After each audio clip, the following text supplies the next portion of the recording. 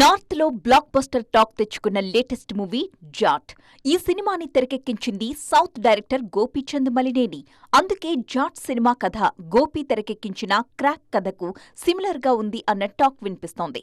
Crack సినిమాలో hero విలన్ల మధ్య fight ఓ మేకు, మామిడికాయ, కరెన్సీ నోట్ కారణంగా మొదలవుతుంది. ఈ చిన్న పాయింట్ కోసమే ఒక ఏరియాని శాసించే విలన్ని ఎదుర్కొంటాడు మన హీరో. జాట్ సినిమాలో కూడా అలాంటి ఒక సిల్లీ పాయింట్ వల్లే హీరో విలన్ మధ్య యుద్ధం మొదలవుతుంది. తను తినే ఇడ్లీ ప్లేట్ పడేసిన విలన్లు సారీ చెప్పకపోవడంతో ఒక్కొక్కరిని కొట్టుకుంటూ మెయిన్ విలన్ వరకు వెళతాడు హీరో. అక్కడ కూడా విలన్ ఒక ఏరియాని శాసించే రేంజ్లోనే కనిపిస్తాడు. అట్లే కూడా ఇదే ఫార్ములా ఫాలో అవుతున్నారు. తనకు సౌత్లో బాగా కలిసొచ్చిన ఫాదర్ సెంటిమెంట్తోనే నార్త్ మూవీ కూడా చేశారు. తేరీ, మెర్సల్ సినిమాల్లో ఫాదర్ సెంటిమెంట్ బాగా వర్కౌట్ అయింది. అందుకే జవాన్లో కూడా అదే లైన్ తీసుకున్నారు అట్లీ. ఈ ఫార్ములా ఏకంగా 1000 కోట్ల వసూళ్లు తెచ్చిపెట్టింది.